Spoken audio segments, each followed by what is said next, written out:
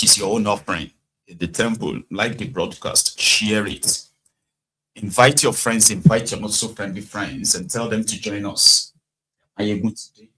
Yeah, we should have another interesting evening or night. So happy new month, or welcome to February. Every member of the temple. So we are starting tonight because it's practically going to be about their elections, their politics, the campaigns, and other stuff tonight, and a few others too. So Peter Obi, the leader of the obedience movement, as well as the one of the suspected or expected front runners in their 2027 opposition coalition. So it was in Ibadan today, where they are having the 50th anniversary of the state. They're having a Thanksgiving. They've been having like all week long events. So Peter Obi, who is also one of the guests, I would say, used the opportunity of the Thanksgiving to tell the people of your states and, of course, Nigerians about the situation of the country and why the people should pray for them, the politicians, that they should pray for the politicians to use public money for the public good. That Nigeria shouldn't be a poor country. In fact, Nigeria is not a poor country. And the problem is just the politicians who have chosen to behave badly. So that's what we're going to start from this evening. And also to the part where Aisha, you know Aisha Yusufu, from the same obedient group, he has read the riot act, you call it, to call to APC. Because according to her, they rigged them in 2023. That time, it's, you can say that is the fault of the APC for choosing to rig rather than to win. But in 2027, if they rigged them and nothing happened, then that will be the fault of Nigerians and a few other things that, like I said, for tonight. And I also discovered that Femi Adesina has started making a comeback. Now he's telling us why Nigeria needs electoral reform, why Nigerians should insist, if possible, that the election results should be transferred or transmitted electronically. This idea of writing election results manually and other stuff, we'll get to that part too. So let's start from Ibadan, where Peter Obi was their guest.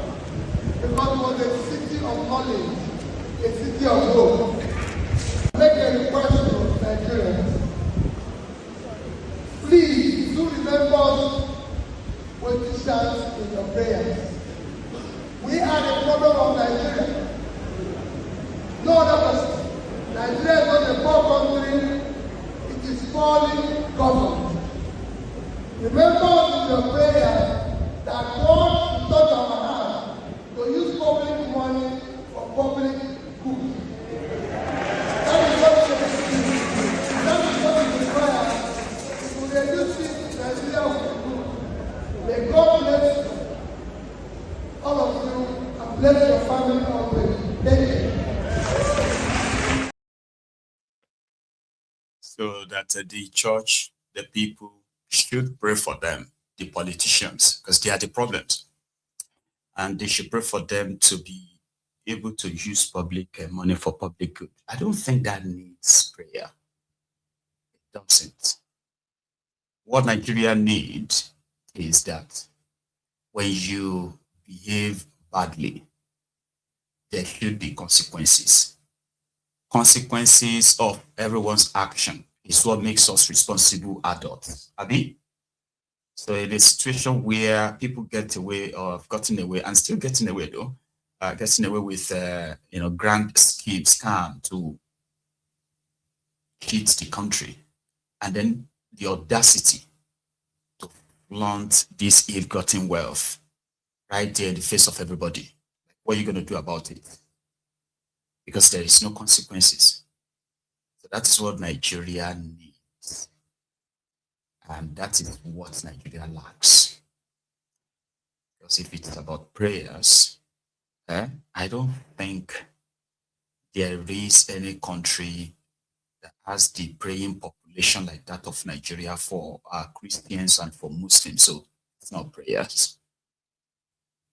However, Aisha Yusufu, who was with Shemo Kimbaloye on the MICON yesterday, he has joined Peter Obi and others like in ADC.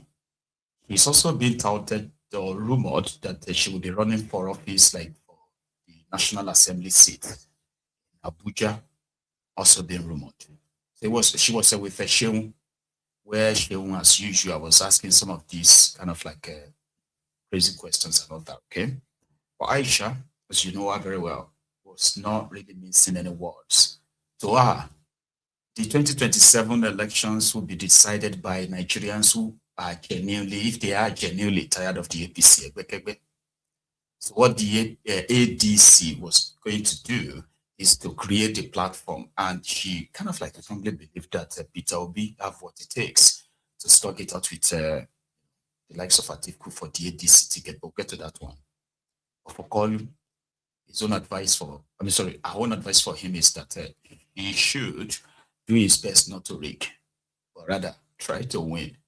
Because if they get rigged this time around, number one, they can't rig them. But if they ever get rigged in 2027, there will be consequences.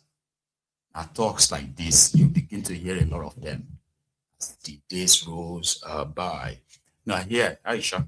For everyone, I just want to remind us of one saying, that yesterday died last night, and that we cannot carry the momentum of the past into the present. Otherwise, it's going to affect our future.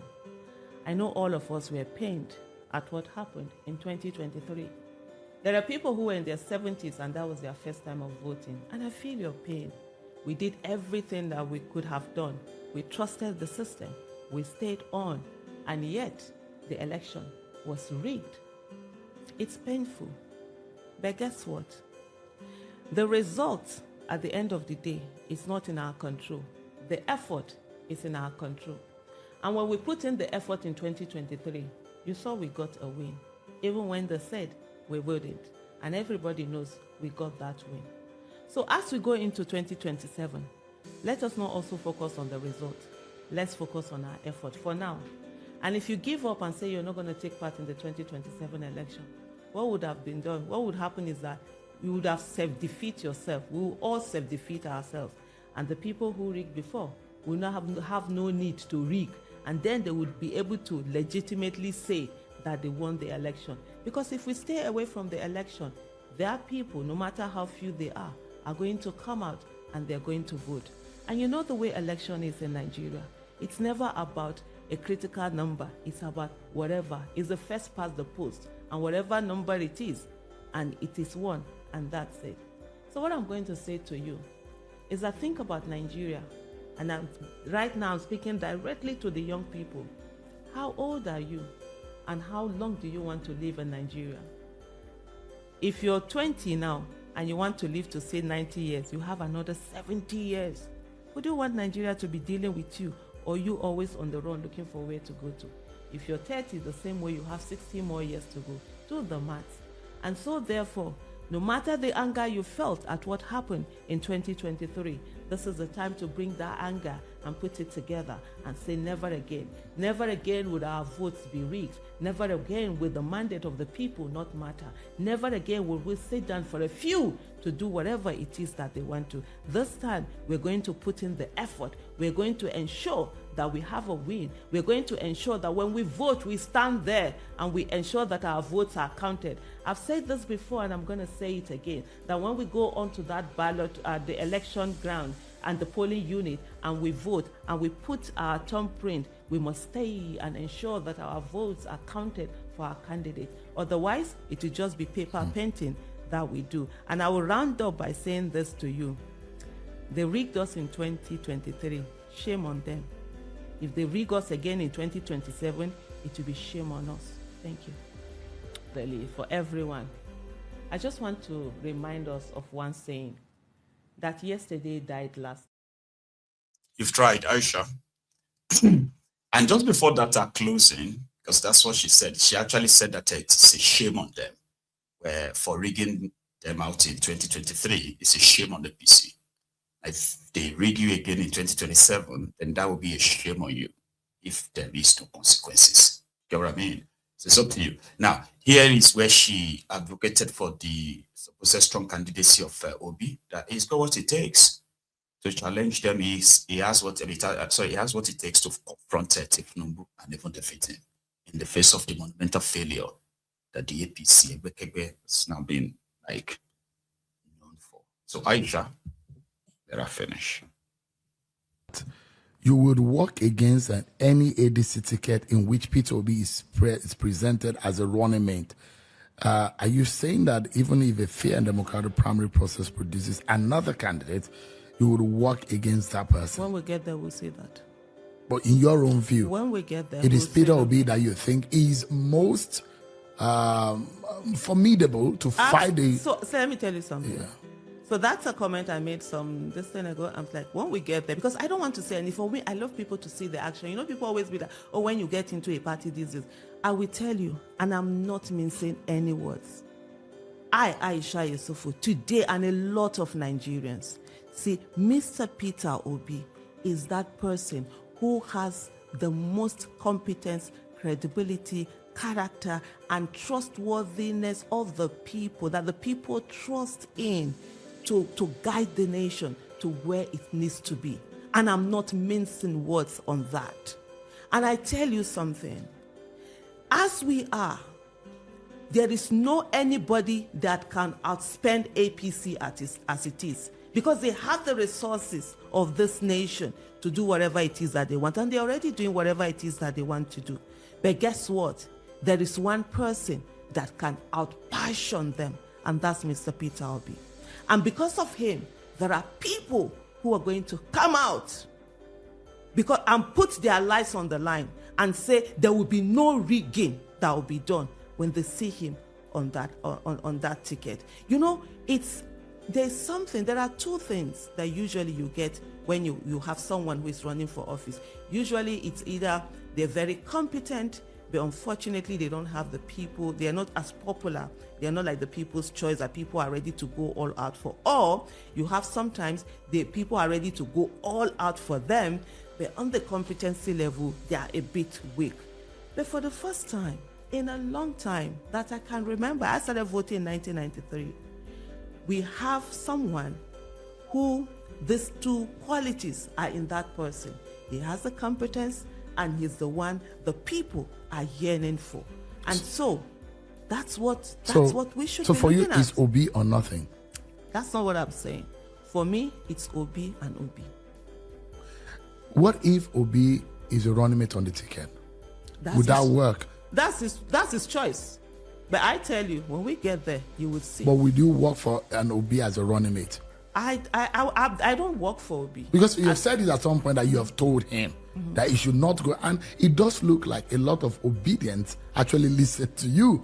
You have a huge command. Let me land on my question. You have a huge command and control, and you have a huge command and control on the thoughts of a lot of obedient who listen to you and who seem to agree with you, and a lot of them out there believe that it's Obi or nothing. Let me tell you something. That's a very wrong way of looking at it. Nobody has command and control. Nobody has command and control over obedience. No, and I repeat, nobody. Not even Mr. Obi himself. Not Mr. Peter Obi himself. Nobody has. These are people, and that's the uniqueness of the obedient movement. The people who are there, they came in on their own. Nobody went to go and break them.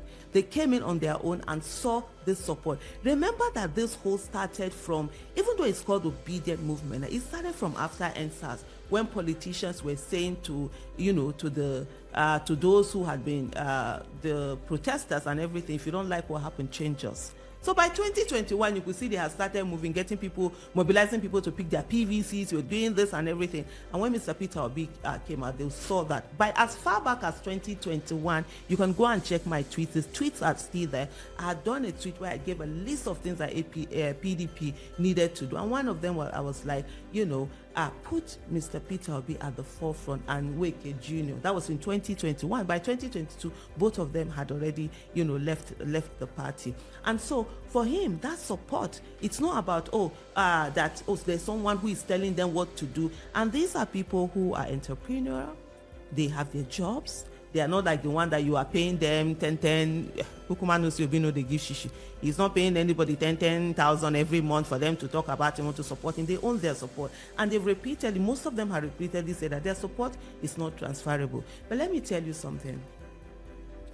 In 2014, and those tweets are still there, and I'll refer you to that tweet. And I did say that there was no how President Muhammadu Buhari. So she didn't lie. And that is something that is about to be seen again. The Tinubu's camp, and again other camps too, are believing that Obi doesn't have such clout anymore. And I've said it on this platform before, that you may try to have started believing the downplaying of what happened in 2023. Like you may have sort of like forgotten or ignored, or people like us never really like forget. And if what happened in 2023 is not a kind of like a warning to the establishment in Nigeria, because of this Obi and the obedient, because the obedient, like she said, they own their support for him. It's voluntary, they could take it. If Obi himself misyan, the same obedient will start firing him, dragging him on social media. They will call him into a space and they'll be talking to him like, Ogbeni, here you get. So nobody owns them in that sense. Therefore, if the moment they hear that Obi like march, a lot of you will be probably caught unaware again. And sometimes a lot of people also believe, or maybe some people believe, that the whole scheme of taking into the ADC and this coalition talk and all of that stuff is to get him from a kind of like a cut to size before that 2027. So in a way that once he is not the major candidate of any party there, right? So that helped them to manage anything else that may happen for your with your election, because Obi is your is a candidate of ADC. You are going to come back here and tell me that you see this old dynamic, the old thing they are doing right now will switch and change, and it will be like it is not the same APC who have like 30 governors who have been celebrating people they can't. Everything will change, and just like it again, people will be made to believe that they could get rid of APC. That is what makes this time around even dangerous for the establishment, not just APC alone. Because if you come to think of it, right, those who are benefiting from this rot that APC represents, most of them are not members of APC. They are scattered all over the place, and their job is to ensure that, the what do you call it, this status quo remains. And in that sense, APC must continue, or somebody like them in APC or any member of the establishment should lead the country. But if this one will be fueled by the popular support of the people, not by the Godfather's decision, right? That could, in their own opinion, probably could like spell doom for them. So it is beyond just APC. So if for any reason it becomes the major candidate of any party, you're going to come back here. I'm not saying that they won't rig them again. Of course, they will attempt it. But it may not be as smooth as what happened in 2023. And when that happens, right, not even Peter Obi will be able to actually control them. For what I have seen so far. But yeah, if the establishment work it out and manage to scheme him out in between this issue of